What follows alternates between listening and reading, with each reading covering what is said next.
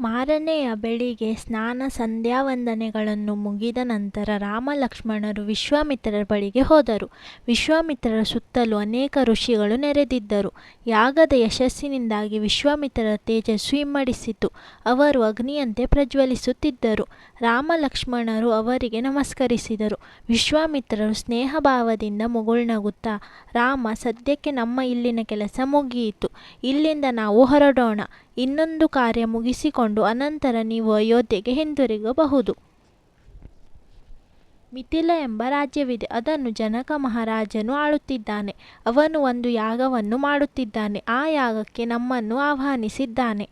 ನಾವೆಲ್ಲರೂ ಅಲ್ಲಿಗೆ ಹೋಗೋಣ. ನಿನ್ನನ್ನು ಅಲ್ಲಿಗೆ ಕರೆದುಕೊಂಡು ಹೋಗುವುದಕ್ಕೆ ಒಂದು ಕಾರಣ ಇದೆ. ಜನಕ ಮಹಾರಾಜನ ಬಳಿ ಒಂದು ಅದ್ಭುತವಾದ ಧನಸ್ಸು ಇದೆ. ಅದು ಶಿವಧನಸ್ಸು. ಅದರ ಹೆಸರು ಸುನಾಭ. ಜನಕನ ಪೂರ್ವಜರು ಯಜ್ಞವೊಂದನ್ನು ಮಾಡಿದಾಗ ಸುಪಿತ್ರರಾದ ದೇವತೆಗಳು ಅದನ್ನು ಅವರಿಗೆ ಕೊಟ್ಟರು. ಆ ಧನಸ್ಸಿಗೆ ಜನಕ ಮಹಾರಾಜ ಪ್ರತಿದಿನ ಪೂಜೆ ಸಲ್ಲಿಸುತ್ತಾನೆ. ಅಪರಿಮಿತವಾದ ಶಕ್ತಿಯುಳ್ಳ ಆ ಧನಸ್ಸಿನ ಎದೆಯನ್ನೇರಿಸಲು ಇದುವರೆಗೆ ಯಾರಿಗೂ ಸಾಧ್ಯವಾಗಲಿಲ್ಲ. ನೀನು ಪರಾಕ್ರಮಿ, ಧನುರ್ವಿದ್ಯೆಯಲ್ಲಿ ಪ್ರವೀಣನಾಗಿದ್ದೆ. ನೀನು ಆ ಬಿಲ್ಲಿನ ಎದೆಯನ್ನೇರಿಸಿ ಪ್ರಯತ್ನ ಪಡಬಹುದು. ಹಾಗೆಯೇ ಜನಕ ಮಹಾರಾಜನು ನಡೆಸುವ ಯಜ್ಞವನ್ನು ನೋಡಿದಂತೆ ಆಗುತ್ತದೆ ಎಂದನು. ಶಿವಧನಸ್ಸಿನ ವಿಷಯ ಕೇಳಿ ಶ್ರೀರಾಮನಿಗೆ ರೋಮಾಂಚನವಾಯಿತು. ಅದನ್ನು ನೋಡುವ ತವಕವಾಯಿತು. ವಿಶ್ವಾಮಿತ್ರರ ಸಲಹೆಗೆ ಸಂತೋಷದಿಂದ ಒಪ್ಪಿಕೊಂಡ. ಎಲ್ಲರೂ ಮಿಥಿಲೆಯ ಕಡೆಗೆ ಹೊರಟರು. ವಿಶ್ವಾಮಿತ್ರರೊಡಗೂಡಿ ಉತ್ತರ ದಿಕ್ಕಿನೆಡೆ ಪ್ರಯಾಣ ಬೆಳೆಸಿದರು. ಆ ದಿನವೆಲ್ಲ ಅವರು ಬಹಳ ದೂರ ನಡೆದರು. ಸಂಜೆಯ ಹೊತ್ತಿಗೆ ಶೋಣ ಎಂಬ ನದಿಯ ತೀರವನ್ನು ಸೇರಿದರು. ಸುಂದರವಾಗಿ ಸಂಭ್ರಮದಿಂದ ಹರಿಯುತ್ತಿದ್ದ ಆ ನದಿಯನ್ನು ಕಂಡು ಎಲ್ಲರಿಗೂ ಹರ್ಷವಾಯಿತು. ನದಿಯಲ್ಲಿ ಸ್ನಾನ ಮಾಡಿ ಆಯಾಸ ಪರಿಹರಿಸಿಕೊಂಡರು. ಅಲ್ಲಿಗೆ ಬಿಡಾರ ಹೂಡಿದರು. ರಾಮಲಕ್ಷ್ಮಣರಿಗೆ ಆ ಸ್ಥಳದ ಮಹಿಮೆಯನ್ನು ತಿಳಿಯಬೇಕೆಂಬ ಕುತೂಹಲ ಉಂಟಾಯಿತು. ವಿಶ್ವಾಮಿತ್ರರು ಆ ದೇಶದ ಕಥೆಯನ್ನು ಹೇಳತೊಡಗಿದರು. ಪೂರ್ವಕಾಲದಲ್ಲಿ ಬ್ರಹ್ಮನ ಮಾನಸ ಪುತ್ರನಾದ ಕುಶ ಎಂಬ ಮಹಾತ್ಮನೊಬ್ಬನಿದ್ದನು. ವೈದರ್ಭಿ ಅವನ ಪತ್ನಿ. ಈ ದಂಪತಿಗಳಿಗೆ ಕುಶಾಂಬ, ಕುಶನಾಭ, ಅರ್ಧೂದ್ರಜಸ್ಸು ಮತ್ತು ವಸು ಎಂಬ 4 ಮಕ್ಕಳು. ಕೊನೆಯವನಾದ ವಸು ಗಿರಿವ್ರಜ ಎಂಬ ಪಟ್ಟಣವನ್ನು ಕಟ್ಟನು. ನಾವು ಈಗ ಇರುವುದು ಗಿರಿವ್ರಜದಲ್ಲಿ. ಇದನ್ನು ವಸು ಕಟ್ಟಿದ್ದರಿಂದ ಇದಕ್ಕೆ ವಸುಮತಿ ಎಂಬ ಇನ್ನೊಂದು ಹೆಸರು ಇದೆ. ಇದು ಮಗಧ ರಾಜ್ಯಕ್ಕೆ ರಾಜಧಾನಿ. ಈ ನಗರದ ಸುತ್ತಲೂ ವೈಹಾರ, ವಾರಾಹ, ವೃಷಭ, ಋಷಭಕುಟ ಮತ್ತು ಚೈತಕ ಎಂಬ 5 ಪರ್ವತಗಳಿವೆ. ಪವಿತ್ರವಾದ ಶೋಣಾ ನದಿಯು ಈ 5 ಪರ್ವತಗಳ ಮಧ್ಯದಲ್ಲಿ ಪಶ್ಚಿಮದಿಂದ ಪೂರ್ವಕ್ಕೆ ಹರಿಯುತ್ತದೆ. ನದಿಯ 2 ಪಕ್ಕಗಳಲ್ಲಿರುವ ಹಚ್ಚ ಹಸುರಿನ ಗದ್ದೆಗಳು, ವನರಾಶಿಗಳು ಶೋಭಿಸುತ್ತಿವೆ. ಶೋಣಾ ನದಿಯು ಮಗಧ ರಾಜ್ಯದಲ್ಲಿ ಹರಿಯುವುದರಿಂದ ಇದಕ್ಕೆ ಮಾಗಧಿ ಎಂಬ ಹೆಸರು ಇದೆ. ಈ ಗಿರಿವ್ರಜವು ಸುಭಿಕ್ಷವಾಗಿದೆ. ಕುಶನ 2ನೇ ಮಗ ಕುಶನಾಭ ಎಂದು ಹೇಳಿದನಲ್ಲ, ಅವನು ಘೃತಾಚಿ ಎಂಬಾಕೆಯನ್ನು ಮದುವೆಯಾದನು. ಅವನು ಪುತ್ರಕಾಮೇಷ್ಟಿ ಯಾಗವನ್ನು ಮಾಡಿ ಗಾದಿ ಎಂಬ ಮಗನನ್ನು ಪಡೆದನು. ಆ ಗಾದಿ ರಾಜನೇ ನನ್ನ ತಂದೆ. ಕುಶ ಮಹಾರಾಜರ ವಂಶಸ್ಥರಾಗಿದ್ದರಿಂದ ನನ್ನನ್ನು ಕೌಶಿಕ ಎಂದು ಕರೆಯುತ್ತಾರೆ. ನನ್ನ ಅಕ್ಕ ಸತ್ಯವತಿ. ಅವಳನ್ನು ರುಚಿಕ ಎಂಬ ಮುನಿಗೆ ಕೊಟ್ಟು ವಿವಾಹ ಮಾಡಿದರು. ಮಹಾಪ್ರತಿವ್ರತೆಯಾದ ಅವಳು ತನ್ನ ಪತಿಯನ್ನು ಹಿಂಬಾಲಿಸಿ ಸ್ವರ್ಗಕ್ಕೆ ಹೋದಳು. ನಂತರ ದೇವತೆಗಳ ಅಪೇಕ್ಷೆಯಂತೆ ನದಿ ರೂಪದಲ್ಲಿ ಭೂಲೋಕಕ್ಕೆ ಹಿಂದಿರುಗಿದಳು. ಅದೇ ಕೌಶಿಕಿ ನದಿ. ಆ ಕೌಶಿಕಿ ಮಹಾನದಿಯು ಹಿಮಾಲಯದ ಪರ್ವತದ ಬಳಿ ಹರಿಯುತ್ತಿದೆ. ಅದು ಪುಣ್ಯೋದಕರಿಂದ ಕೂಡಿದ ತುಂಬ ರಮಣೀಯವಾದ ದಿವ್ಯ ನದಿ. ನನ್ನ ಅಕ್ಕನ ಮೇಲಿನ ಪ್ರೀತಿಯಿಂದ ನಾನು ಹೆಚ್ಚಾಗಿ ಹಿಮಾಲಯದ ತಪ್ಪಲಿನಲ್ಲೇ ಕೌಶಿಕಿ ನದಿ ತೀರದಲ್ಲೇ ವಾಸ ಮಾಡುತ್ತಿರುತ್ತೇನೆ. ಯಾಗಕ್ಕಾಗಿ ಈಗ ಸಿದ್ಧಾಶ್ರಮಕ್ಕೆ ಬಂದೆ. ನಿನ್ನ ಸಹಕಾರದಿಂದ ಯಾಗ ಸಿದ್ಧಿಯಾಯಿತು. ಮಿಥಿಲೆಯ ಕೆಲಸ ಮುಗಿದ ನಂತರ ನಾನು ಮತ್ತೆ ಹಿಮಾಲಯಕ್ಕೆ ಹಿಂತಿರುಗುತ್ತೇನೆ ಎಂದರು. ರಾಮ ಲಕ್ಷ್ಮಣರು ವಿಶ್ವಾಮಿತ್ರರ ವಂಶದ ಹಿರಿಮೆಯನ್ನು ಕೊಂಡಾಡುತ್ತಾ ನಿದ್ದೆಗೆ ಹೋದರು. ಮಾರನೆಯ ಬೆಳಿಗ್ಗೆ ಎದ್ದು ಪಾತ್ರಾವಿಧಿಗಳನ್ನು ಮುಗಿಸಿದರು. ಶೋಣಾ ನದಿಯನ್ನು ದಾಟಿ ತಮ್ಮ ಪ್ರಯಾಣವನ್ನು ಮುಂದುವರಿಸಿದರು. ಮಧ್ಯಾಹ್ನದ ಹೊತ್ತಿಗೆ ಗಂಗಾ ನದಿಯ ಬಳಿ ಬಂದರು. ಗಂಗೆ ಬಹು ಪುಣ್ಯಕರವಾದ ನದಿ. ಅದು ಉಕ್ಕಿ ಉಕ್ಕಿ ಹರಿಯುತ್ತಿತ್ತು. ಹಂಸ ಮತ್ತು ಸಾರಸ ಪಕ್ಷಿಗಳು ನದಿಯನ್ನು ತುಂಬಿದ್ದವು. ನಿರ್ಮಲವಾಗಿ ರಭಸದಿಂದ ಹರಿಯುತ್ತಿದ್ದ ಆ ನದಿಯನ್ನು ಕಂಡು ರಾಮ ಲಕ್ಷ್ಮಣರ ಮನಸ್ಸಿಗೆ ಬಹಳ ಆನಂದವಾಯಿತು. ಅಂದಿನ ಪ್ರಯಾಣವನ್ನು ನಿಲ್ಲಿಸಿ ಆ ಪವಿತ್ರ ನದಿಯ ತೀರದಲ್ಲಿ ಬಿಡಾರ ಹೂಡಿದರು. ರಾಮ ಲಕ್ಷ್ಮಣರಿಗೆ ಗಂಗಾ ನದಿಯ ಬಗ್ಗೆ ತಿಳಿದುಕೊಳ್ಳಬೇಕೆಂಬ ಕುತೂಹಲ. ತಮ್ಮೆದುರಿಗೆ ತುಂಬಿ ಹರಿಯುತ್ತಿರುವ ಆ ಪಾವನ ಗಂಗಾ ನದಿಯ ಇತಿಹಾಸ ಅದ್ಭುತವಾಗಿರಬಹುದು ಎನ್ನಿಸಿತು ಅವರಿಗೆ. ಅವರು ವಿಶ್ವಾಮಿತ್ರರನ್ನು ಕುರಿತು, ಮಹರ್ಷಿಗಳೇ, ಈ ಮಹಾನದಿಯ ಕಥೆಯನ್ನು ಹೇಳಿರಿ ಎಂದು ಪ್ರಾರ್ಥಿಸಿದರು. ವಿಶ್ವಾಮಿತ್ರರು ಕಥೆ ಹೇಳಲಾರಂಭಿಸಿದರು. ಪರ್ವತಗಳ ರಾಜ ಹಿಮವಂತ. ಮೇರು ಪರ್ವತರಾಜನ ಮಗಳಾದ ಮನೋರಮೆ ಅವನ ಹೆಂಡತಿ. ಹಿಮವಂತನಿಗೆ 2 ಹೆಣ್ಣು ಮಕ್ಕಳು. ಮೊದಲನೆಯವಳು ಗಂಗೆ, ಎರಡನೆಯವಳು ಪಾರ್ವತಿ. ಗಂಗೆಯ ಯಾವ ಮಾರ್ಗದಲ್ಲಾದರೂ ಸಂಚರಿಸುವ ಸಾಮರ್ಥ್ಯವಿತ್ತು. ಇದನ್ನು ತಿಳಿದ ದೇವತೆಗಳು ದೇವಕಾರ್ಯಕ್ಕಾಗಿ ಗಂಗೆಯನ್ನು ಸಮರ್ಪಿಸಬೇಕೆಂದು ಹಿಮವಂತನನ್ನು ಪ್ರಾರ್ಥಿಸಿದರು. ಹಿಮವಂತನು ಅದಕ್ಕೊಪ್ಪಿ ತನ್ನ ಮೊದಲ ಮಗಳನ್ನು ಲೋಕಹಿತ ಕಾರ್ಯಕ್ಕಾಗಿ ಒಪ್ಪಿಸಿದನು. ಗಂಗೆಯು ನದಿಯಾಗಿ 3 ಲೋಕದಲ್ಲೂ ಹರಿದಳು. ದೇವನದಿ ಎಂದು ಹೆಸರು ಪಡೆದಳು. ನದಿಗಳೆಲ್ಲ ಇದು ಅತ್ಯಂತ ಪವಿತ್ರವಾದದ್ದು. ಪರ್ವತರಾಜನ 2ನೇ ಮಗಳಾದ ಪಾರ್ವತಿ ಶಿವನನ್ನು ಕುರಿತು ತಪಸ್ಸು ಮಾಡಿದಳು. ಶಿವನನ್ನು ಮೆಚ್ಚಿಸಿ ಅವನನ್ನು ಮದುವೆ ಆದಳು. ಅವರಿಬ್ಬರ ವಿವಾಹದಿಂದ ಕುಮಾರ ಸಂಭವ ಆಯಿತು. ಆ ಕುಮಾರನಾದ ಷಣ್ಮುಗನೇ ದೇವಸೇನಾನಿಯಾದನೆಂಬ ಕಥೆಯನ್ನು ನಿಮಗೆ ಆಗಲೇ ಹೇಳಿದ್ದೇನಲ್ಲ ಎಂದರು. ರಾಮ ಲಕ್ಷ್ಮಣರಿಗೆ ವಿಶ್ವಾಮಿತ್ರರು ಹೇಳಿದ ಗಂಗಾ ನದಿಯ ಇತಿಹಾಸವನ್ನು ಕೇಳಿ ಬಹಳ ಆಶ್ಚರ್ಯವಾಯಿತು. ಅವರು, ಮಹರ್ಷಿಗಳೇ, ಗಂಗೆಯು ದೇವನದಿಯಾದರೆ ಅದು ಭೂಲೋಕಕ್ಕೆ ಬಂದದ್ದು ಹೇಗೆ?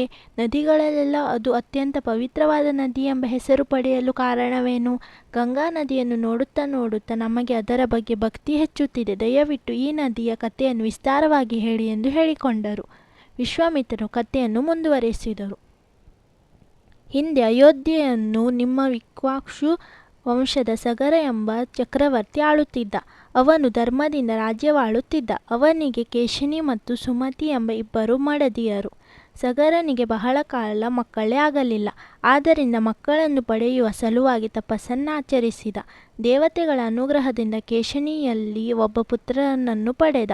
ಅವನ ಹೆಸರು ಅಸಮಂಜ. ಕೆಲವು ದಿನಗಳ ನಂತರ ಸುಮತಿಯು ಒಂದು ದೊಡ್ಡ ಮಾಂಸದ ಮುದ್ದೆಯನ್ನು ಪ್ರಸವಿಸಿದಳು. ಆ ಮಾಂಸದ ಮುದ್ದೆಯ ನೆಲದ ಮೇಲೆ ಬಿದ್ದು ಅನೇಕ ಚೂರುಗಳಾಗಿ ಬಿಟ್ಟಿತು. ಆದರೆ ಆ ಎಲ್ಲ ಚೂರುಗಳಲ್ಲಿಯೂ ಜೀವಾಣುಗಳಿದ್ದುದರಿಂದ ಅವುಗಳನ್ನು ತುಪ್ಪದ ಗಡಿಗೆಗಳಲ್ಲಿಟ್ಟರು. ಕಾಲಕ್ರಮದಲ್ಲಿ ಅವುಗಳೆಲ್ಲ ಸುಂದರವಾದ ಶಿಶುಗಳಾಗಿ ರೂಪುಗೊಂಡವು. ಶಿಶುಗಳು ಬೆಳೆದು ದೊಡ್ಡವರಾದರು. ಒಮ್ಮೆ ಸಗರ ಚಕ್ರವರ್ತಿಯು ಒಂದು ಯಾಗವನ್ನು ಮಾಡಲು ಸಂಕಲ್ಪಿಸಿದನು. ವಿಂಧ್ಯ ಪರ್ವತ ಮತ್ತು ಹಿಮಾಲಯ ಪರ್ವತಗಳ ನಡುವಿನ ಆರ್ಯಾವರ್ತವೆಂಬ ವಿಶಾಲ ಪ್ರದೇಶ ಈ ರಾಜ್ಯದ ಯಾಗಭೂಮಿಯಾಗಿತ್ತು. ಯಾಗಕ್ಕೆ ಮೊದಲು ಪದ್ಧತಿಯಂತೆ ಯಜ್ಞಾಶ್ವವನ್ನು, ಅಂದರೆ ಯಾಗದ ಕುದುರೆಯನ್ನು ದೇಶ ಸಂಚಾರಕ್ಕಾಗಿ ಬಿಟ್ಟರು. ಸಗರನು ಮಾಡಲು ಉದ್ದೇಶಿಸಿದ್ದ ಯಾಗ ಬಹಳ ದೊಡ್ಡದು. ಅದರಲ್ಲಿ ಅವನು ಯಶಸ್ಸು ಗಳಿಸಿದರೆ ಅವನು ದೇವತೆಗಳಿಗಿಂತ ಶಕ್ತಿವಂತನಾಗಿ ಬಿಡುತ್ತಾನೆ. ದೇವಲೋಕವೇ ಅವನ ವಶವಾಗಿ ಬಿಡುತ್ತದೆ. ದೇವತೆಗಳು ಗಾಬರಿಗೊಂಡರು. ಅವರ ಯಜ್ಞಾಶ್ವವನ್ನು ಪಾತಾಳ ಲೋಕದಲ್ಲಿ ಬಚ್ಚಿಟ್ಟು ಬಿಟ್ಟರು. ಯಜ್ಞಾಶ್ವವಿಲ್ಲದೆ ಸಗರನು ಯಾಗ ಮಾಡುವುದು ಸಾಧ್ಯವಿಲ್ಲದೆ ಹೋಯಿತು. ಸಗರನಿಗೆ ತುಂಬ ಚಿಂತೆಯಾಯಿತು. ಅವನು ತನ್ನ ಮಕ್ಕಳನ್ನು ಕರೆದು, ಮಕ್ಕಳೇ, ನಮ್ಮ ಯಜ್ಞಾಶ್ವವನ್ನು ಯಾರೋ ಅಪಹರಿಸಿದ್ದಾರೆ. ಇದರಿಂದ ಯಜ್ಞ ನಿಂತು ಹೋಗುತ್ತದೆ. ಅದು ಶುಭಕರವಲ್ಲ. ಆದ್ದರಿಂದ ನೀವೆಲ್ಲರೂ ಇಡೀ ಭೂಮಂಡಲದ ಪ್ರದಕ್ಷಿಣೆ ಮಾಡಿ ಯಜ್ಞಾಶ್ವವನ್ನು ಹುಡುಕಿಕೊಂಡು ಬನ್ನಿ ಎಂದ. ಆ ರಾಜಕುಮಾರರು ತಂದೆಯ ಆದೇಶದಂತೆ ಕುದುರೆಯನ್ನು ಹುಡುಕಿಕೊಂಡು ಲೋಕದಲ್ಲೆಲ್ಲ ಸುತ್ತಾಡಿದರು. ಕಾಡು ಮೇಡುಗಳನ್ನು ಕತ್ತರಿಸಿದರು. ಹರಿತವಾದ ಶೂಲಗಳಿಂದ, ಹಲಗಳಿಂದ ಭೂಮಿಯನ್ನು ಭೇದಿಸತೊಡಗಿದರು. ಅನೇಕ ಯೋಜನೆಗಳಷ್ಟು ಆಳವಾಗಿ, ಸಹಸ್ರಾರು ಯೋಜನೆಗಳಷ್ಟು ಉದ್ದವಾಗಿ ಭೂಮಿಯನ್ನು ತೋಡಿದರು. ಇದರಿಂದ ಭೂಮಿಯೊಳಗಿನ ನೀರು ಉಕ್ಕಿ ಉಕ್ಕಿ ಹರಿದು ಸಮುದ್ರವೇರ್ಪಟ್ಟಿತು. ಹೀಗೆ ಸಗರನ ಮಕ್ಕಳು ಭೂಮಿಯನ್ನು ಅಗೆದು ಸಮುದ್ರ ಉಂಟು ಮಾಡಿದ್ದರಿಂದ ಅದಕ್ಕೆ ಸಾಗರ ಎಂಬ ಹೆಸರು ಬಂತು. ಎಷ್ಟು ಹುಡುಕಿದರೂ ಸಗರ ಪುತ್ರರಿಗೆ ಯಜ್ಞಾಶ್ವ ಸಿಗಲಿಲ್ಲ. ಕೊನೆಗೆ ಅವರು ಪಾತಾಳ ಲೋಕಕ್ಕೆ ಹೋಗಿ ಹುಡುಕಲು ನಿಶ್ಚಯಿಸಿದರು. ಭೂಮಿಯನ್ನು ಅಗೆಯುತ್ತಾ ಅಗೆಯುತ್ತಾ ಪಾತಾಳಕ್ಕೆ ಬಂದು ತಲುಪಿದರು. ಪಾತಾಳದಲ್ಲಿ ಒಂದು ಆಶ್ರಮವಿತ್ತು. ಅಲ್ಲಿ ಕಪಿಲ ಎಂಬ ಮುನಿ ತಪಸ್ಸು ಮಾಡುತ್ತಿದ್ದ. ಕಳೆದು ಹೋಗಿದ್ದ ಯಜ್ಞಾಶ್ವ ಅಲ್ಲಿಯೇ ಹುಲ್ಲು ಮೇಯುತ್ತಿತ್ತು. ಕುದುರೆಯನ್ನು ನೋಡಿದ ಸಗರನ ಮಕ್ಕಳಿಗೆ ಸಂತೋಷವೋ ಸಂತೋಷ. ಕೊನೆಗೂ ಕುದುರೆ ಸಿಕ್ಕಿತಲ್ಲ ಎಂದು ಸಂಭ್ರಮಗೊಂಡರು. ಕುದುರೆಯನ್ನು ಅಲ್ಲಿದ್ದ ಕಪಿಲ ಋಷಿಯೇ ಕದ್ದಿರಬೇಕೆಂದು ಊಹಿಸಿದರು. ಎಲ್ಲ ಋಷಿ, ನಮ್ಮ ಯಜ್ಞಾಶ್ವವನ್ನು ಕದ್ದು ನಮಗೆ ತೊಂದರೆ ಕೊಟ್ಟಿದ್ದೀಯ, ತಾಳು, ನಿನಗೆ ಬುದ್ಧಿ ಕಲಿಸುತ್ತೇವೆ ಎಂದವರೇ ಅವನ ಮೇಲೆ ಆಕ್ರಮಣ ಮಾಡಲು ಹೋದರು. ಆಗ ಕಪಿಲ ಋಷಿ ಕಣ್ಣು ಬಿಟ್ಟು ಕೋಪದಿಂದ ಹುಂಕಾರ ಮಾಡಿದ. ಕೂಡಲೇ ಸಗರನ ಮಕ್ಕಳೆಲ್ಲರೂ ಸುಟ್ಟು ಬೂದಿಯಾದರು. ರಾಜಕುಮಾರರು ಎಷ್ಟು ದಿನಗಳಾದರೂ ಹಿಂತಿರುಗಿಲ್ಲವೆಂದು ಸಗರ ರಾಜನಿಗೆ ಚಿಂತೆಯಾಯಿತು. ಅವನ ಹಿರಿಯ ಮಗ ಅಸಮಂಜನಿಗೆ ಅಶುಮಂತ ಎಂಬ ಪುತ್ರನಿದ್ದನು. ಸಗರನು ಅವನನ್ನು ಕುರಿತು, ಅಶುಮಂತ, ಯಜ್ಞದ ಕುದುರೆಯನ್ನು ಹುಡುಕಿಕೊಂಡು ಹೊರಟ ನಿನ್ನ ಚಿಕ್ಕಪ್ಪಂದಿರು ಎಷ್ಟು ವರ್ಷಗಳಾದರೂ ಹಿಂದಿರುಗಿಲ್ಲ. ನನಗೆ ಬಹಳ ಯೋಚನೆಯೂ ಹೆದರಿಕೆಯೂ ಆಗಿದೆ. ನೀನಾದರೂ ಹೋಗಿ ಅವರನ್ನು ಯಜ್ಞದ ಕುದುರೆಯನ್ನು ಹುಡುಕಿಕೊಂಡು ಬಾ ಎಂದು ಹೇಳಿದ. ಅಶುಮಂತನು ತಾತನ ಆಣತಿಯಂತೆ ಯಜ್ಞಾಶ್ವನು ತನ್ನ ಹಿರಿಯರನ್ನು ಹುಡುಕಿಕೊಂಡು ಹೊರಟ. ಇಡೀ ಲೋಕದಲ್ಲೆಲ್ಲ ಸಂಚರಿಸಿದ. ಕೊನೆಗೆ ಪಾತಾಳ ಲೋಕಕ್ಕೆ ಬಂದ. ಯಜ್ಞಾಶ್ವ ಅಲ್ಲಿಯೇ ಇತ್ತು. ಆದರೆ ತನ್ನ ಹಿರಿಯರು ಮಾತ್ರ ಕಾಣಲಿಲ್ಲ. ಬದಲು ಅಲ್ಲಿ ಪರ್ವತದಷ್ಟು ಎತ್ತರವಾದ ಒಂದು ದೊಡ್ಡ ಬೂದಿಯ ರಾಶಿ ಇತ್ತು. ಅದನ್ನು ನೋಡಿ ಅವನಿಗೆ ಆಶ್ಚರ್ಯವಾಯಿತು. ಆಗ ಅಲ್ಲಿಗೆ ಗರುಡನು ಬಂದನು. ಗರುಡನು ಸಗರ ರಾಜನ ಭಾವ ಮೈದುನ, ಸುಮತಿಯ ಅಣ್ಣ. ಸುತ್ತು ಬೂದಿಯಾಗಿದ್ದ ಸಗರ ಪುತ್ರರ ಸಹೋದರ ಮಾವ. ಅವನು ಅಶುಮಂತನಿಗೆ ನಡೆದ ಸಂಗತಿಗಳೆಲ್ಲವೂ ತಿಳಿಸಿದನು. ಅಶುಮಂತನು ತನ್ನ ಚಿಕ್ಕಪ್ಪನಿಗೆ ಒದಗಿದ ದುರವಸ್ಥೆಯನ್ನು ತಿಳಿದು ಬಹಳವಾಗಿ ದುಃಖಿಸಿದನು. ಗರುಡನು ಅವನನ್ನು ಸಮಾಧಾನಪಡಿಸಿದ. ಅಶುಮಂತ, ದೇವಲೋಕದ ಗಂಗೆಯನ್ನು ನಿನ್ನ ಪಿತೃಗಳ ಬೂದಿಯ ಮೇಲೆ ಹರಿಸಿ ಅವರಿಗೆ ಸದ್ಗತಿಯನ್ನು ದೊರಕಿಸಿಕೊಡು ಎಂದನು. ಅಶುಮಂತನು ಯಜ್ಞಾಶ್ವವನ್ನು ಕರೆದುಕೊಂಡು ರಾಜಧಾನಿಗೆ ಹಿಂದಿರುಗಿದ. ತಾತ ಸಗರನಿಗೆ ನಡೆದ ಸಂಗತಿಯನ್ನು ತಿಳಿಸಿದ. ತನ್ನ ಮಕ್ಕಳಿಗೆ ಒದಗಿದ ದುರ್ಗತಿಯ ಬಗ್ಗೆ ತಿಳಿದು ಸಗರನಿಗೆ ಬಹಳ ಸಂಕಟವಾಯಿತು. ಆದರೂ ಸಮಾಧಾನ ತಂದುಕೊಂಡು ನಿಶ್ಚಯಿಸಿದ ಯಾಗವನ್ನು ಮುಗಿಸಿದ. ಸಗರನು ಯಾಗವನ್ನು ಪೂರೈಸಿದರೂ ತನ್ನ ಮಕ್ಕಳ ಶಾಪದಿಂದ ದುರ್ಮರಣ ಪಡೆದುದರ ಬಗ್ಗೆ ಬಹಳ ದುಃಖಿತನಾಗಿದ್ದ. ಅಶುಮಂತನಿಗೆ ಗರುಡನು ನೀಡಿದ್ದ ಸಲಹೆಯಂತೆ ಹೇಗಾದರೂ ಮಾಡಿ ಗಂಗೆಯನ್ನು ಪಾತಾಳ ಲೋಕಕ್ಕೆ ಕರೆಸಬೇಕೆಂದು ಪ್ರಯತ್ನಿಸಿದ. ಆದರೆ ಅವನಿಗೆ ಈಗಾಗಲೇ ಮುಪ್ಪು ಬಂದು ಬಿಟ್ಟಿತ್ತು. ಕೆಲವು ದಿನಗಳಲ್ಲೇ ಅವನು ಸ್ವರ್ಗಸ್ಥನಾದ. ಸಗರನ ನಂತರ ಅಶುಮಂತನು ಪಟ್ಟಕ್ಕೆ ಬಂದ. ಅವನು ಧರ್ಮದಿಂದ ರಾಜ್ಯ ಆಳಿದ. ಆದರೆ ಗಂಗೆಯನ್ನು ಪಾತಾಳ ಲೋಕಕ್ಕೆ ಕರೆದುಕೊಂಡು ಹೋಗಿ ತನ್ನ ಹಿರಿಯರಿಗೆ ಸದ್ಗತಿ ದೊರಕಿಸಬೇಕೆಂಬ ಅವನ ಆಸೆ ಕೈಗೂಡಲೇ ಇಲ್ಲ. ಅಶುಮಂತನ ಮಗ ದಿಲೀಪ. ಅವನು ಧರ್ಮಿಷ್ಠ. ಆದರೆ ಅವನಿಗೆ ಗಂಗೆಯನ್ನು ಕರೆತರಲು ಸಾಧ್ಯವಾಗಲಿಲ್ಲ. ದಿಲೀಪನ ಮಗನೇ ಭಗೀರಥ. ಭಗೀರಥನು ಹೇಗಾದರೂ ಸರಿ ಗಂಗೆಯನ್ನು ಪಾತಾಳ ಲೋಕಕ್ಕೆ ಕರೆದುಕೊಂಡು ಹೋಗಬೇಕೆಂಬ ಸಂಕಲ್ಪ ಮಾಡಿದನು. ತನ್ನ ಮುತ್ತಾತಂದಿರಿಗೆ ಸದ್ಗತಿ ದೊರಕಿಸುವ ತನಕ ಬೇರೆ ಯಾವ ವಿಚಾರಕ್ಕೂ ಗಮನ ಕೊಡದಿರಲು ಅವನು ನಿಶ್ಚಯಿಸಿದ. ತನ್ನ ರಾಜ್ಯವನ್ನು ಮಂತ್ರಿಗಳ ಮೇಲ್ವಿಚಾರಣೆಗೆ ಒಳಪಡಿಸಿ ಗೋಕರ್ಣ ಕ್ಷೇತ್ರಕ್ಕೆ ಹೋದ. ಅಲ್ಲಿ ಕಠೋರವಾದ ತಪಸ್ಸಿಗೆ ತೊಡಗಿದ. ಅವನ ತಪಸ್ಸಿಗೆ ಮೆಚ್ಚಿ ಬ್ರಹ್ಮದೇವರು ಪ್ರತ್ಯಕ್ಷರಾದರು. ಭಗೀರಥ, ನಿನ್ನ ತಪಸ್ಸಿಗೆ ಮೆಚ್ಚಿದೆ. ನಿನ್ನ ಅಪೇಕ್ಷೆಯಂತೆ ಗಂಗೆಯನ್ನು ನಾನು ಪಾತಾಳ ಲೋಕಕ್ಕೆ ಕಳುಹಿಸಿ ನಿಶ್ಚಯಿಸಿದ್ದೇನೆ. ಮೊದಲು ಅವಳು ಭೂಲೋಕಕ್ಕೆ ಇಳಿಯಬೇಕು, ಅನಂತರ ಪಾತಾಳ ಲೋಕಕ್ಕೆ ಹರಿಯಬೇಕು. ಆದರೆ ಸ್ವರ್ಗಲೋಕದಿಂದ ಅವಳು ಹೇಗೆ ಧುಮುಕಿದರೆ ಅವಳ ರಭಸಕ್ಕೆ ಇಡೀ ಭೂಲೋಕವೇ ಕೊಚ್ಚಿ ಹೋಗುತ್ತದೆ. ಆದ್ದರಿಂದ ಅವಳ ರಭಸವನ್ನು ತಡೆದು ನಿಧಾನವಾಗಿ ಕೆಳಗೆ ಇಳಿಸಿಕೊಳ್ಳುವವರು ಬೇಕು. ಆ ಕೆಲಸ ಮಾಡಲು ಶಿವನೊಬ್ಬನೇ ಸಮರ್ಥ.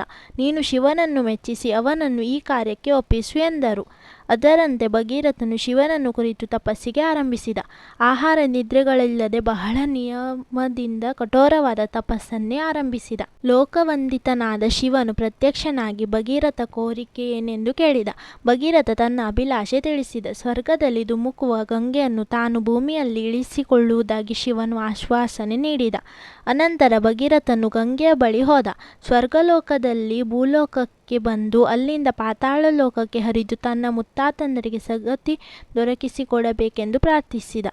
ಗಂಗೆಯು ಅದಕ್ಕೆ ಒಪ್ಪಿಕೊಂಡು ಭೂಲೋಕಕ್ಕೆ ಧುಮುಕಲು ಸಿದ್ಧಳಾದಳು.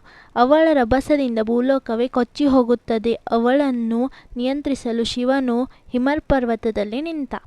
ಆ ಅಪೂರ್ವ ದೃಶ್ಯವನ್ನು ನೋಡಲು ಆಕಾಶದ ತುಂಬ ದೇವತೆಗಳು ನೆರೆದರು. ಅದನ್ನು ಕಂಡು ಗಂಗೆಯ ಮಹಾಜಂಬವಾಯಿತು. ಮೊದಲಿಂದಲೂ ಆಕೆಗೆ ತನ್ನ ಹಿರಿಮೆಯ ಬಗ್ಗೆ ಒಂದು ರೀತಿಯ ಹೆಮ್ಮೆ ಇತ್ತು. ಈಗ ಅದು ಇನ್ನೂ ಹೆಚ್ಚಾಯಿತು. ಓ, ನನ್ನ ರಭಸವನ್ನು ಶಿವನು ತಡೆಯಬಲ್ಲನೆ, ಅವನನ್ನೇ ಕೊಚ್ಚಿಕೊಂಡು ಹೋಗಿಬಿಡುತ್ತೇನೆ ಎಂದು ಅವಳು ಗರ್ವರ್ತಿಸಿದಳು. ಶಿವನಿಗೂ ಅವಳ ಜಂಬ ತಿಳಿಯಿತು. ಅವಳ ಗರ್ವವನ್ನಿಲ್ಲಿಸಬೇಕು ಎಂದುಕೊಂಡ. ತನ್ನ ಜಟೆಯನ್ನು ಬಿಚ್ಚಿ ವಿಶಾಲವಾಗಿ ಹರವಿದ. ಗಂಗೆಯು ರುದ್ರರ ಪವಿತ್ರವಾದ ರಿಷಸ್ಸಿನ ಮೇಲೆ ಬಹಳ ರಭಸದಿಂದ ಧುಮುಕಿದಳು. ಆದರೆ ಶಿವನ ಜಟೆಯು ಹಿಮಾಲಯದ ಗರ್ಭದಲ್ಲಿರುವ ವಿಶಾಲವಾದ ಗುಹೆಗಳಂತೆ ಹರವಾಯಿತು. ಗಂಗೆಯು ಶಿವನ ಆ ಜಟಾಮಂಡಲದ ಮಧ್ಯೆ ಸಿಕ್ಕಿಕೊಂಡು ಬಿಟ್ಟಳು. ಎಷ್ಟು ಪ್ರಯತ್ನಪಟ್ಟರೂ ಅವಳಿಗೆ ಅಲ್ಲಿಂದ ಮಿಸುಕಾಡಲು ಆಗಲಿಲ್ಲ. ಆಗ ಅವಳ ಹೆಮ್ಮೆ ಮುರಿಯಿತು. ಗಂಗೆಯನ್ನು ತಲೆಯಲ್ಲಿ ಧರಿಸಿದ್ದರಿಂದ ಶಿವನು ಗಂಗಾಧರನಾದ. ಭಗೀರಥನಿಗೆ ಮತ್ತೆ ಚಿಂತೆ ಆಯಿತು. ಅವನು ಶಿವನನ್ನು ಇನ್ನೊಮ್ಮೆ ಪ್ರಾರ್ಥಿಸಿದ. ಶಿವನು ಪ್ರಸನ್ನಗೊಂಡು ಗಂಗೆಯನ್ನು ಭೂಮಿಯ ಮೇಲೆ ಬಿಟ್ಟನು. ಆಗ ಗಂಗಾ ನದಿಯು 7 ಕವಲುಗಳಾಗಿ ಒಡೆದು ಹರಿದರು. ಅವುಗಳಲ್ಲಿ ಹಾಲ್ನದಿ, ಪಾವನಿ ಮತ್ತು ನಲಿನಿ ಎಂಬ 3 ಪ್ರವಾಹಗಳು ಪೂರ್ವ ದಿಕ್ಕಿನಲ್ಲಿ ಹರಿದವು. ಚಕ್ಷು, ಸೀತಾ ಮತ್ತು ಸಿಂಧು ಎಂಬ 3 ನದಿಗಳು ಪಶ್ಚಿಮ ದಿಕ್ಕಿನಲ್ಲಿ ಹರಿದವು. 7ನೆಯ ಪ್ರವಾಹವಾದ ಅಲಕಾನಂದ ಭಗೀರಥ ಹಿಂದೆ ಹರಿದು ಬಂತು. ಭಗೀರಥನು ರಥವನ್ನೇರಿ ಮುಂದೆ ಮುಂದೆ ಹೋದ. ಹಿಂದೆಯೇ ಅಲಕಾನಂದ ರಭಸದಿಂದ ಹರಿದು ಬಂತು. ಗಂಗಾ ನದಿಯ ಆ ಪ್ರವಾಹದೊಂದಿಗೆ ಮೀನು, ಮೊಸಳೆ, ಆಮೆ ಮೊದಲಾದ ಜಲಚರ ಪ್ರಾಣಿಗಳು ಭೂಮಿಗೆ ಬಂದವು. ಮೊಸಳೆ, ಹಾವು ಮತ್ತು ಮೀನುಗಳು ಮಿಂಚಿನಂತೆ ಪಳಪಳನೆ ಹೊಳೆಯುತ್ತಾ ನದಿಯಲ್ಲಿ ಬೀಳುತ್ತಿದ್ದವು. ನೀರಿನ ಮೇಲನೆ 100ನೇ ಸುತ್ತಲೂ ಸಿಡಿಯುತ್ತಿತ್ತು. ಆ ಗಂಗಾ ನದಿಯು ಹರಿಯುವ ದೃಶ್ಯ ಬಹಳ ಮನೋಹರವಾಗಿತ್ತು. ಮನಸ್ಸಿಗೆ ಚಿತ್ತೋಹಾರಿಯಾಗಿತ್ತು. ಕೆಲವು ಕಡೆ ವೇಗವಾಗಿಯೂ ಮತ್ತೆ ಕೆಲವು ಕಡೆ ನಿಧಾನವಾಗಿ ಹರಿಯುತ್ತಿತ್ತು. ಕೆಲವೊಮ್ಮೆ ಜಲಪಾತದಂತೆ ಮೇಲಿಂದ ಕೆಳಗೆ ಬೀಳುತ್ತಿತ್ತು. ಸೂರ್ಯನ ಕಿರಣಗಳೊಡನೆ ಮಿಳಿಯುತ್ತಾ ಹೊಳೆಯುತ್ತಿತ್ತು. ಆ ಜಲದಲ್ಲಿ ಮೀನುಗಳು, ಹಂಸಗಳು, ಸಾರಸ ಪಕ್ಷಿಗಳು ಆಡಿ ನಲಿಯುತ್ತಿದ್ದವು. ಗಂಗಾ ನದಿಯಲ್ಲಿ ಸ್ನಾನ ಮಾಡಿ ಎಲ್ಲರೂ ಪುಣ್ಯವಂತರಾದರು. ಹೀಗೆ ಮುಂದೆ ಮುಂದೆ ಹೋಗುತ್ತಿದ್ದಂತೆ ಒಂದು ಆಶ್ರಮ ಬಂತು. ಅಲ್ಲಿ ಜಗ್ನು ಎಂಬ ಋಷಿ ಯಾಗ ಮಾಡುತ್ತಿದ್ದ. ಗಂಗೆಯ ಪ್ರವಾಹವು ರಭಸವಾಗಿ ಹರಿಯುತ್ತಾ ಆ ಯಜ್ಞಶಾಲೆಯನ್ನು ಮುಳುಗಿಸಿ ಬಿಟ್ಟಿತು. ಜಗ್ನು ಕೋಪಗೊಂಡು ಇಡೀ ನದಿಯನ್ನು ಆಪೋಕ್ಷಣ ತೆಗೆದುಕೊಂಡು ಕುಡಿದು ಬಿಟ್ಟ. ಭಗೀರಥನಿಗೆ ಬಹಳ ಯೋಚನೆಯಾಯಿತು. ತನ್ನ ಕೆಲಸಕ್ಕೆ ಒಂದಲ್ಲ ಒಂದು ರೀತಿಯಲ್ಲಿ ವಿಘ್ನ ಬರುತ್ತಿದೆಯಲ್ಲ ಎಂದು ಅವನು ದುಃಖಗೊಂಡ. ಅವನು ಜಗ್ನು ಋಷಿಯ ಬಳಿ ತನ್ನ ಕಥೆಯನ್ನು ಹೇಳಿದ. ಭೂಲೋಕಕ್ಕೆ ಗಂಗೆಯನ್ನು ತರಿಸಿದ ತನ್ನ ಉದ್ದೇಶವನ್ನು, ಅದಕ್ಕಾಗಿ ತಾನು ಪಟ್ಟ ಶ್ರಮವನ್ನು ವಿವರಿಸಿದ. ಜಗ್ನು ಋಷಿಯು ಗಂಗೆಯನ್ನು ಬಿಡದಿದ್ದರೆ ತನ್ನ ಮುತ್ತಜ್ಜರಿಗೆ ಸದ್ಗತಿ ದೊರೆಯುವುದಿಲ್ಲ ಎಂಬ ವಿಷಯವನ್ನು ತಿಳಿಸಿದ. ಗಂಗೆಯನ್ನು ಬಿಟ್ಟುಕೊಡುವಂತೆ ಪ್ರಾರ್ಥಿಸಿದ. ಭಗೀರಥನ ಪ್ರಾರ್ಥನೆಯಂತೆ ಜಗ್ನು ಋಷಿ ಗಂಗೆಯನ್ನು ತನ್ನ ಕಿವಿಗಳ ಮೂಲಕ ಹೊರಗೆ ಬಿಟ್ಟ. ಜಗ್ನುವಿನ ಹೊಟ್ಟೆಯೊಳಗೆ ಹೋಗಿ ಬಂದಿದ್ದರಿಂದ ಗಂಗೆ ಅವನ ಮಗಳಾದಂತಾಯಿತು. ಆದ್ದರಿಂದ ಅವಳಿಗೆ ಜಾಹ್ನವಿ ಎಂಬ ಹೆಸರು ಬಂತು. ಅನಂತರ ಗಂಗೆ ಭಗೀರಥನ ಹಿಂದೆ ಹರಿದು ಹೋದಳು. ಭೂಲೋಕದಿಂದ ಪಾತಾಳ ಲೋಕವನ್ನು ತಲುಪಿದಳು. ಸಗರನ ಮಕ್ಕಳ ಬೂದಿಯ ಮೇಲೆ ಹರಿದಳು. ಇದರಿಂದ ಅವರೆಲ್ಲರೂ ಶಾಪ ವಿಮುಕ್ತರಾಗಿ ಸದ್ಗತಿಯನ್ನು ಪಡೆದರು. ಹೀಗೆ ಭಗೀರಥನ ಪ್ರಯತ್ನದಿಂದ ಗಂಗೆಯು ಸ್ವರ್ಗಲೋಕದಿಂದ ಇಳಿದು ಭೂಲೋಕ ಮತ್ತು ಪಾತಾಳ ಲೋಕಗಳಲ್ಲಿ ಹರಿದ ನಂತರ ಬ್ರಹ್ಮದೇವರು ಭಗೀರಥನ ಮುಂದೆ ಪ್ರತ್ಯಕ್ಷರಾದರು. ಹಿಡಿದ ಕೆಲಸವನ್ನು ಹಠದಿಂದ ಸಾಧಿಸಿದ. ಅವನನ್ನು ಅಭಿನಂದಿಸಿದರು. ಭಗೀರಥ, ನಿನ್ನ ಪರಿಶ್ರಮದಿಂದಾಗಿ ಗಂಗೆಯು ಸ್ವರ್ಗಲೋಕ, ಭೂಲೋಕ ಮತ್ತು ಪಾತಾಳ ಲೋಕಗಳಲ್ಲಿ ಸಂಚರಿಸುವಂತೆ ಆಯಿತು. ಹೀಗೆ ಅವಳು 3 ಪಥಗಳಲ್ಲಿ ಹರಿಯುವುದರಿಂದ ಅವಳು ತ್ರಿಪಥಗಾಮಿನಿ ಎಂಬ ಪ್ರಸಿದ್ಧಿಯಾದಳು. ಭಗೀರಥ, ನಿನ್ನ ಕಾರಣದಿಂದಾಗಿ ಗಂಗೆಯು ಭೂಲೋಕಕ್ಕೆ ಬಂದಿದ್ದರಿಂದ ಅವಳು ನಿನ್ನ ಮಗಳೇ ಆದಂತಾಯಿತು. ಆದ್ದರಿಂದ ಪ್ರಪಂಚವು ಅವಳನ್ನು ಭಾಗೀರಥಿ ಎಂದು ಕರೆಯಲಿ. ಈ ಗಂಗಾ ನದಿ ಬಹು ಪವಿತ್ರವಾದದ್ದು. ಇದು ಪುಣ್ಯ ನದಿ. ಭಕ್ತಿಯಿಂದ ಈ ನದಿಯಲ್ಲಿ ಸ್ನಾನ ಮಾಡಿದವರಿಗೆ ರೋಗ ರುಜಿನಗಳ ಭಯ ಇರುವುದಿಲ್ಲ, ಪುಣ್ಯ ಲಭಿಸುತ್ತದೆ. ಗಂಗಾವತರಣವನ್ನು ಮಾಡಿಸಿದ ನಿನ್ನೆ ಧನ್ಯ, ನಿನಗೆ ಮಂಗಳವಾಗಲಿ ಎಂದು ಹಾರೈಸಿದರು. ವಿಶ್ವಾಮಿತ್ರರು ರಾಮ ಲಕ್ಷ್ಮಣರಿಗೆ ಈ ಕಥೆಯನ್ನು ಹೇಳಿ ನೋಡಿದರು. ಮನುಷ್ಯನಿಗೆ ಅಸಾಧ್ಯವಾದ ಕಾರ್ಯ ಯಾವುದೂ ಇಲ್ಲ. ಪುರುಷ ಪ್ರಯತ್ನದಿಂದ ಎಂತಹ ಕಠಿಣವಾದ ಕೆಲಸವನ್ನಾದರೂ ಸಾಧಿಸಬಹುದು ಎಂಬುದು ಭಗೀರಥನು ನಮಗೆ ತೋರಿಸಿಕೊಟ್ಟಿದ್ದಾನೆ. ಆದ್ದರಿಂದ ರಾಜಕುಮಾರರೇ, ಒಳ್ಳೆಯ ಕೆಲಸವನ್ನು ಕೈಗೊಂಡಾಗ ಎಷ್ಟೇ ಕಷ್ಟಗಳು ಅಡ್ಡ ಬಂದರೂ ಅವುಗಳನ್ನು ಎದುರಿಸಬೇಕು. ಹಠದಿಂದ ಕೈ ಹಿಡಿದ ಕಾರ್ಯವನ್ನು ಮುಂದುವರಿಸಬೇಕು. ಆಗ ಜಯ ನಿಶ್ಚಯ ಎಂದರು. ಅನಂತರ ಗಂಗಾ ನದಿಯ ಮಹಿಮೆಯನ್ನು ಹೇಳಿದರಲ್ಲವೇ, ಈ ಮಹಾನದಿ ನಮಸ್ಕರಿಸಿ ನಿಮಗೆ ಮಂಗಳವಾಗುತ್ತದೆ ಎಂದು ರಾಮ ಲಕ್ಷ್ಮಣರಿಗೆ ಆ ಪುಣ್ಯ ನದಿಯ ಕಥೆಯನ್ನು ಹೇಳಿ ರೋಮಾಂಚನವಾಯಿತು. ಏಕಮನಸ್ಸಿನಿಂದ ಧ್ಯಾನ ಮಾಡಿ ಗಂಗೆಗೆ ನಮಸ್ಕರಿಸಿದರು. ಆ ರಾತ್ರಿ ಗಂಗಾವತರಣದ ಕಥೆಯನ್ನು ಮೇಲಕ್ಕೂ ಹಾಕುತ್ತಾ ನಿದ್ದೆ ಹೋದರು.